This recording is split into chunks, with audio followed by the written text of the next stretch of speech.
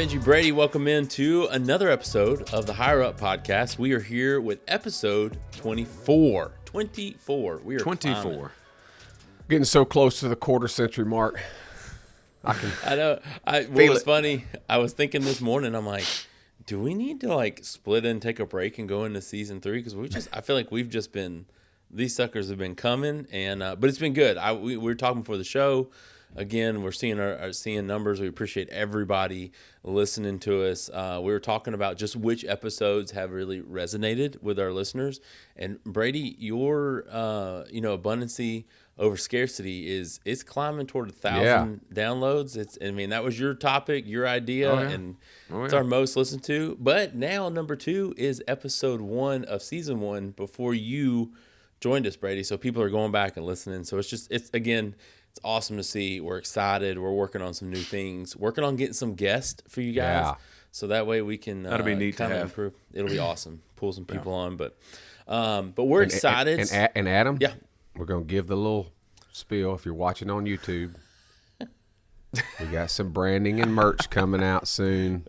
Wait, how come I don't have that? I've got this other little cup, but I've Don't got worry. nothing. Benji no always branding. winds up with the new stuff before Don't we get worry. it. He's like, "Hey, look what I got." I'm getting it. This is just, if you can't, for our listeners, this is just a coffee mug with the Higher Up Podcast logo. It looks really good. We're gonna have them really online. You can buy them if you want, no problem. We know what we're gonna do with the proceeds, but we're gonna save that until we have our guest on. We're gonna be talking about that in the next couple episodes. So just stay That'll be tuned. awesome. I'm excited for that. I know you've kind of shared a little bit, Benji. So listeners, just get ready. We got some good guests coming. We're going to start introducing some of those. But today we are diving into a topic that I believe is very important. Brady, you and I have had many conversations in our one-on-one meetings about this. Many conversations. Just culture and how that is. And, that's something that has always been important to me. I've worked for several different companies. And so culture to me has always been important. But culture is not what we're talking about today. We're talking about what creates that culture. Yeah. And we're diving into core values. What are your core values that you have? And I'll let you guys take over and kind of share this more. But why are they important? Like why do you need to have core values? We've talked about how it shapes your company and shows who you are. And it gives you a goal to shoot for. This is what we work toward every day, not just for our customers, but it's what we work toward every day for us as a team and how we grow and how we be better. So I'm excited about this. Brady, this is what you love. I mean, we've, like we said, many conversations about core values in the past. Oh, yeah.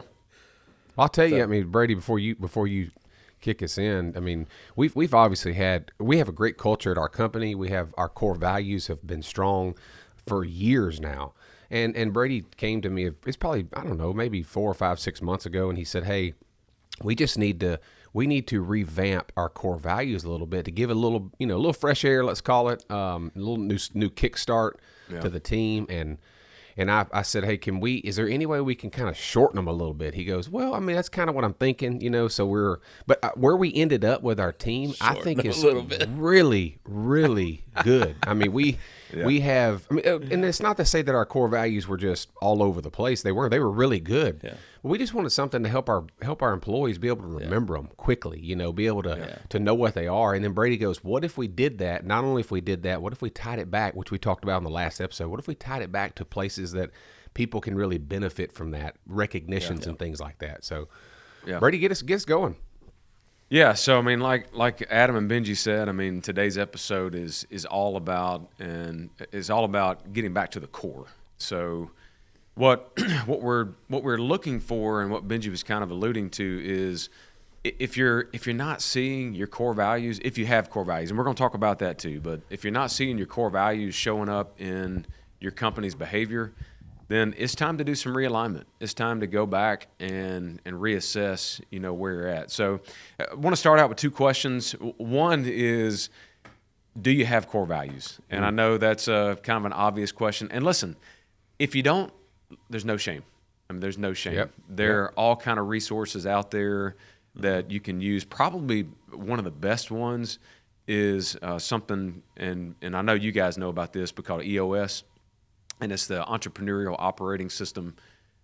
Probably one of the best systems that I've seen that will walk you through like how to do your core values, There's 2 books out there, one called Rocket Fuel, which is kind of the introductory to what EOS is, and then there's another one called Traction. And Traction is really the tactical part of how do you implement. So, again, we're not going to dive into those books, but if you need a reference or something like that, then that's a good place to look. Yeah. So the second question is, if you have core values, then I guess the question behind the question is, do your people really know your core values? Number one, do they know them? Because that's a big thing, all right? And then number 2, do they actually follow your core values, or are they just words on a page? So I want to take you guys through a little bit of a journey, and Benji and Adam. Adam, you were part of this, so help us remember. But I think it was about 4 years ago, I was sitting down with one of my mentors, and we were having coffee together, and he said, Brady, do you have core values? And this was right when you've heard us talk about getting into C12. And it's right in the beginning stages of me getting into that. So he said, do you have core values? And I was like, well, yeah, sure. I mean, but they weren't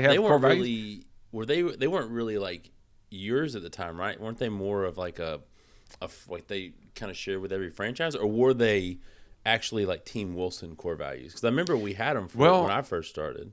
Well, we had core values, but they were like our corporate office's core values, right? Yeah. And so when Russell asked me this question, I was like, well, yeah, we got core values. And he didn't say it exactly like this, but this is the way that I took it. He goes, okay, well, show them to me.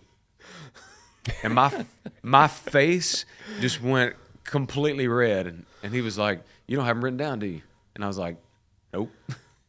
And so that began us on a journey of, and we call it 1.0, and our transition into today's topic is really 2.0. And because the first time we did it, and it was okay. Adam, I don't know if you remember, but we started with 22 core values. I just thought, I thought, hey, the more the merrier, and the more core values that we have, but it was not good for the team. And it was tough. It was tough for me being in marketing. You're like, Adam, I need material. I need you to make me some. And I'm like, Brady, I can't fit all these on one single sheet. Like I'm trying to make it look. And you're like, figure it out. I just remember you used to always say, figure it out. And I'm like, there's like 20 something of these suckers. Like, what was that little thing I used to do? Like, figure it out. Yeah, you used to. You always, for our listeners, every time it would be something creative, I felt like Brady had spirit fingers, or it was like magic dust. He would just put his hand out there and he'd be like, do your little creative thing. But yeah. We had a lot, and it was tough because I had trouble memorizing all of them. They were long too. They were long.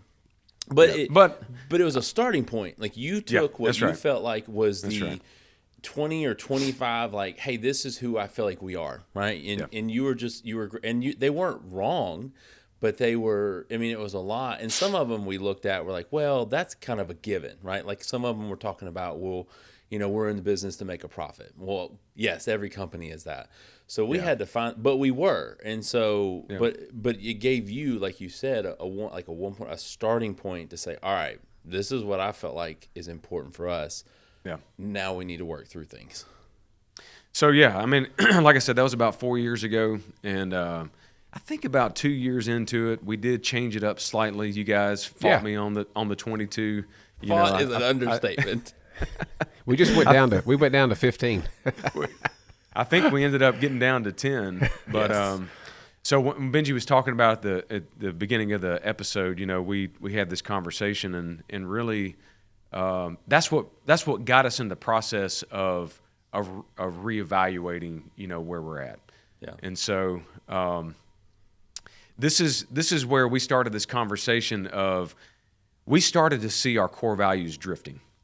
Okay. Yeah. We started seeing them, and we started evaluating as a leadership team. We're like, okay, why are we not seeing our people embody the core values? So what did you feel like? Before you kind of go further, like when you're thinking that way, just from an ownership standpoint, watching these things, you're asking the team, and I remember you asking us, but what was going through your mind to say, all right, why are we not, like, this is who we are, but why are we not embodying these things? What was your thought process with that as you're going through that, for our listeners to know maybe they're dealing with the same thing? Like, what are you thinking through in that moment? No, I think that's a really good question, Adam. And for me, and I've actually told our leaders this, but sometimes us as leaders, how often do we have an expectation of our people? Yeah. Like we expect them to do certain things, right? We expect them to act a certain way. We expect them to get results in certain areas. But then when we look in the mirror, a lot of times we reflect on we didn't communicate it well enough.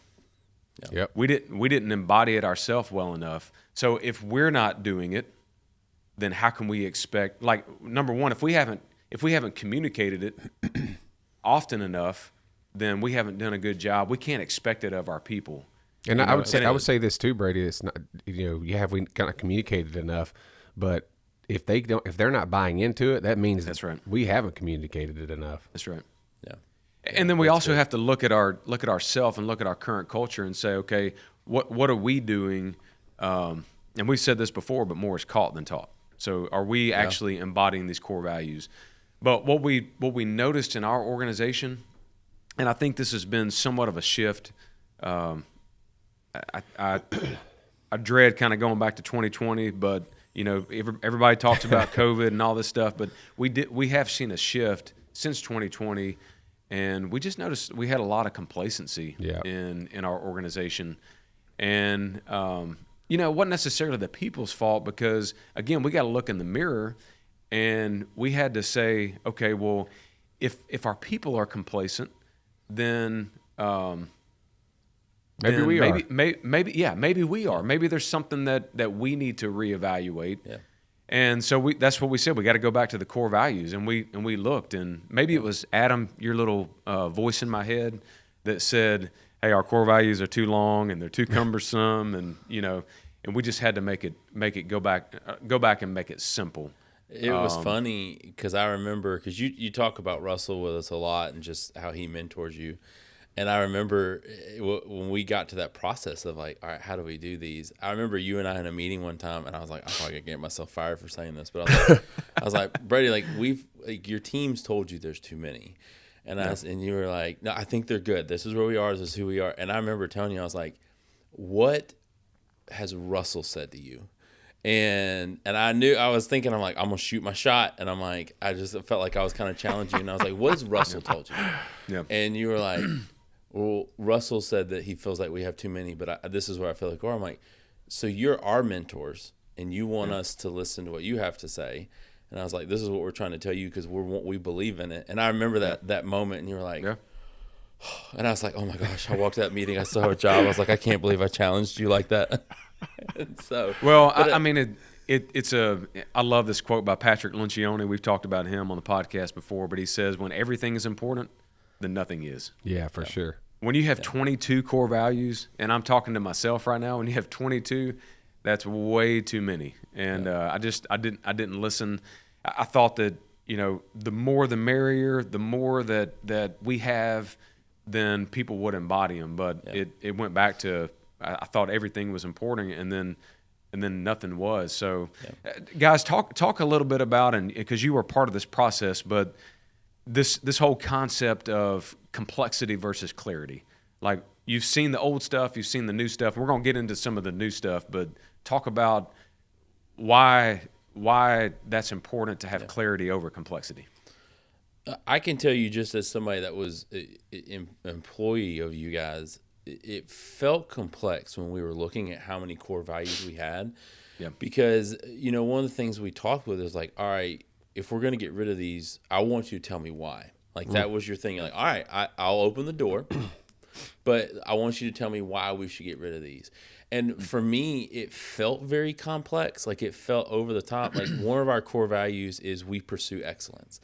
And, my thought was, when we went through that, I was like, but if we're going to be a top-tier ServPro team, like, we're talking top 10, top 5 is our goal. Number 1 is always our goal. Then we have to be excellent in all we do. Like that, I don't think that should be a core value. That should be instilled in our DNA. Like, if we're a top tier team, we have to be excellent. No. And so for me, that was one of the things. I was looking at the pieces that said, all right, what are these core values that really help me as an employee say, all right, I believe in this. And I, like you said, we have to be bought in. If we're going to be the number one team in the nation with Serpro, we've got to have these things instilled in us, and we have to be willing to work for it. Yeah. And it was tough too, because I feel like when we started doing these, it was during a season. I feel like culturally we've kind of gotten out of that, but I feel like we were in a season culturally where I only do what you hire me to do, and I'm not saying that, you're expecting people to do way more than you're supposed to, and like way outside of your pay grade, whatever that is. My point is though, is that I remember it going around a lot, that it was a big time in culture where it was like, I'm going to do what I'm paid to do and nothing more. When I'm done, I'm done. That kind of thing. And I'm like, the problem is that excellence never stops. Excellence means you're continuing to pursue, you're continuing to get better. And I think if you're managing time and you're managing your projects, it's not going to feel like you're doing more than you're supposed to. It means that you're pursuing that excellence. And so I think that was one of the other times why we saw that complacency in that. It was that season. And I just remember seeing it on social media. I remember it being topics, is that, this is what I'm paid to do, And so, it did those, but I just felt like, and I don't know how you guys as owners were feeling. It felt like it was confusing because there was so many different things. I'm trying to remember. I'm trying to figure out, like, all right, this is who we are. And it was just trying to develop those, because I wanted to be able to state them and say them and share them and believe in them. But they just felt like there was so much. It was almost like you ever been in a situation where you're trying to figure out who you are, but you don't really know? Yeah. That's what it felt like. That's a good point. It just felt like we didn't know who we are at the time, and we were looking for that. And I think having that clarity. So yeah, I'll say this from my perspective before we move to the next segment. By the way, listeners, we've already determined this is going to be a 2-part episode because there's so much to unpack. There's a lot to talk about. Yeah. Brady's right. We're still in segment 1 over here. So. Yeah, and we've got 4 segments to this, but the first 2 will be the episode 1. So just hang with us just a few more minutes. The key for me was the complexity of, not that they couldn't be not that people couldn't do the core values, be a part of the core values, but the complexity for me was, if they can't, I call it the elevator speech, right? If they can't do it in 10 seconds or less, then it's really probably too complex. And I think it really hit home for Brady and I. We were doing one of our leadership team meetings. We were going through these core values, and Brady said, all right, let's lay it out on the table. Tell me your top 10 of all of our existing, what we had previous. So they did. They went through them, and he said, okay, I used the old-fashioned, Adam's going to laugh at this, Chat GPT, and we took them and we condensed them down. He said, all right, which of these top 10 or top 12, I think it was at the time, we got them down to 10 eventually, then down to 7. But what we started looking at was, we were going, well, that one really goes along with that core value, and why don't we just combine those two, Yeah. And so, Adam, your point, it's we had people, and Brady and I have been complacent too, and I'm sure there's other leaders listening that have never been in that situation before. We all get complacent from time to time. We all do, right? Yeah. And the clarity for me was, if someone can actually say those 7 things that we've come up with, and why we ended up at 7, we thought those were the best 7 we could do. We know that in our mind, 7 is the perfect number. It's another story for another day, but 7 is the perfect number. And the clarity was, I think our leadership team bought into it because they were simple, they were easy enough to understand, they were easy enough to repeat out fast enough. And I think once that happens, our people caught on, and then our people started buying into this is simpler. So that's what I took out of it, being, the complexity versus clarity. That's what I got out of it. Well, and if you're in that situation right now, if any of our listeners are there, what I love that you did with us, Brady, is you put all of them on a sheet, and you created a sheet and said, all right, guys, I want you to go, and I want you to tell me what are your top 10. And what was great about that is you split them into the categories they were in. You took it was 20 or 22 core values.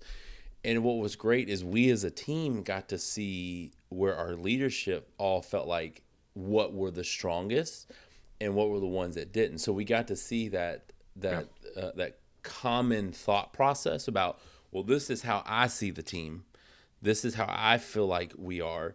And so I think for us, that was a huge part of that process, is that it allowed us to, without even seeing, everybody filled it on their own. We sent it to you, and then you compiled all of them together, and you put out and said, all right, like 90% of you said this one is this, or, or 90% of you said this one didn't matter.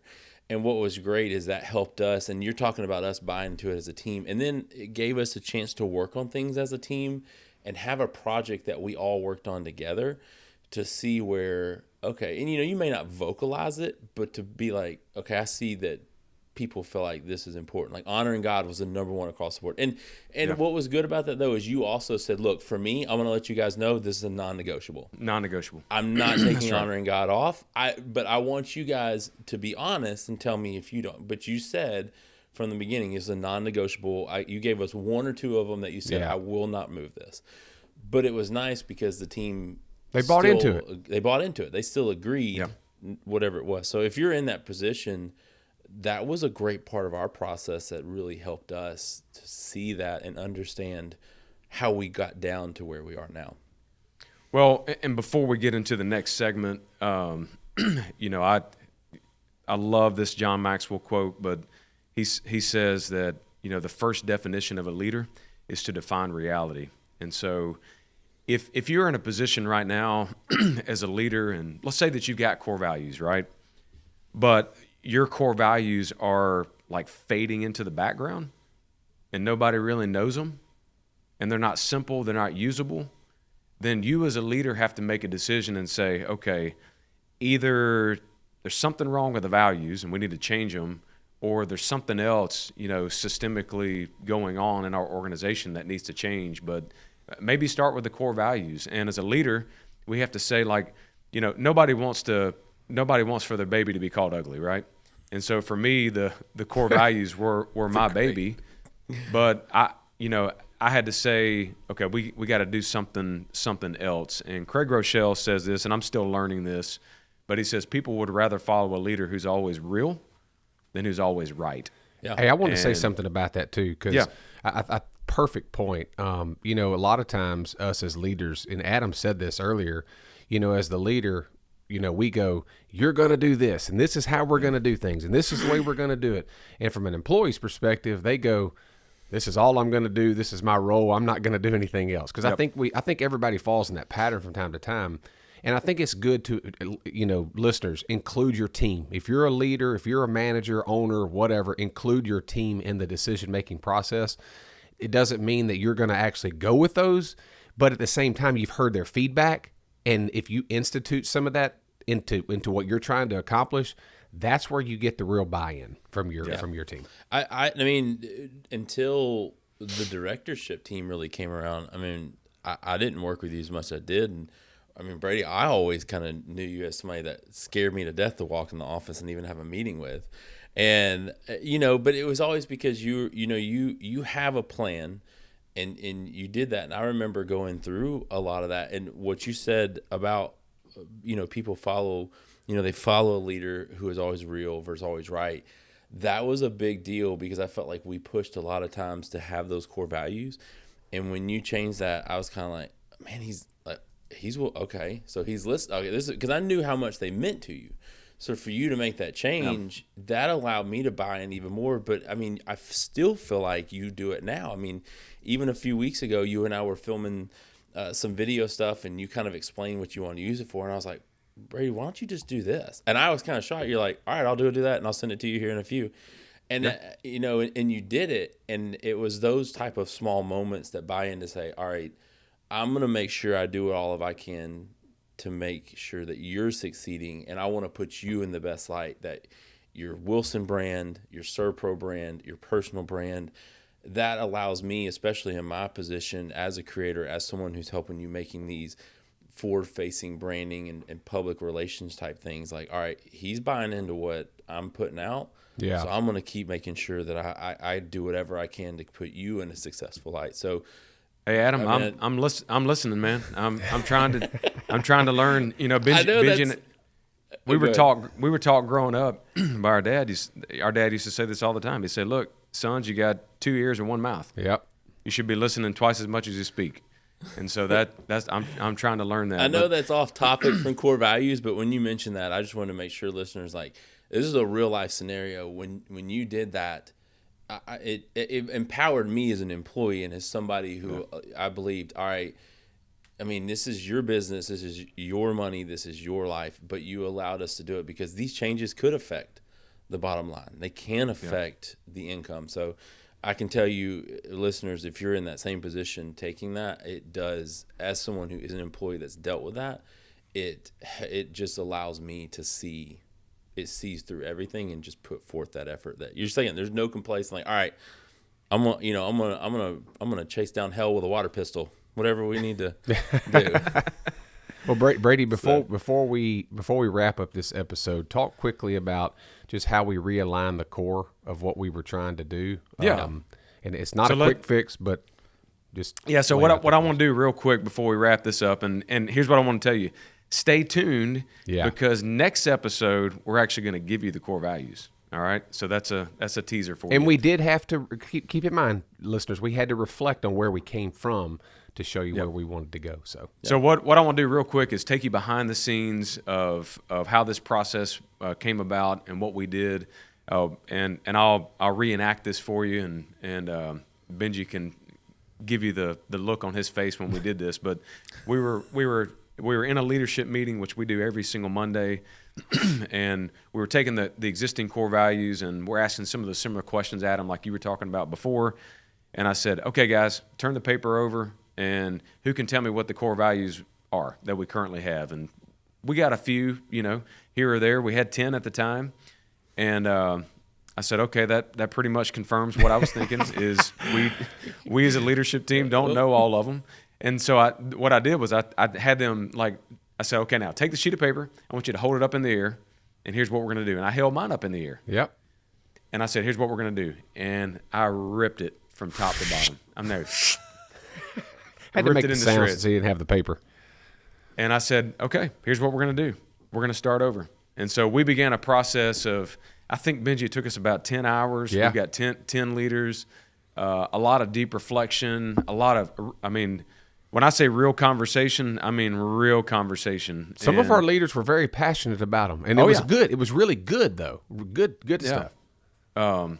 It was a necessary process, but it wasn't necessarily a fun process. Yeah. Okay, I mean it was something that had to be done. But I remember there's a guy that named James Clear, and and he's written several books. But one of the books, Atomic Habits, he says, look, you don't rise to the level of your goals, you fall to the level of your systems. Mm-hmm. And your core values are your system, your operating system for your company. So what we did is we took and we used AI to help us kind of form, and it didn't do everything for us, Adam, but we asked it a lot of good questions and what we already had. And I will tell you, I mean, I came to that meeting with 10 new core values. Yep. And my heels, Benji can tell you, my heels were dug in like, hey, listen, if Moses can have the 10 commandments, we can have 10 core values. All right. What a correlation. And so this really did happen, by the way. And so we started having this conversation, and the leaders really challenged me, going back to what you were talking about earlier, Adam. And Benji talking about, well, that one kind of, we can combine that one, and we can combine that one, and those kind of mean the same thing, and that's what we did, and we settled on 7, which 7 in the Bible is a perfect number. Mm-hmm. And so that's where we ended up. We're going to give those to you next time. Wait. Actually, Brady, we're going to take right now, and we're going to give you the 7. I'm just kidding. Listeners out there, if we want to flipping the script on us. We just want to say thank you all for listening in. We appreciate you guys very much. You can connect on social with us, all the platforms at Higher Up Podcast. You can go to higheruppodcast.com. Stay tuned for some new things on there. As always, go out and choose to live a higher up life. See you next time.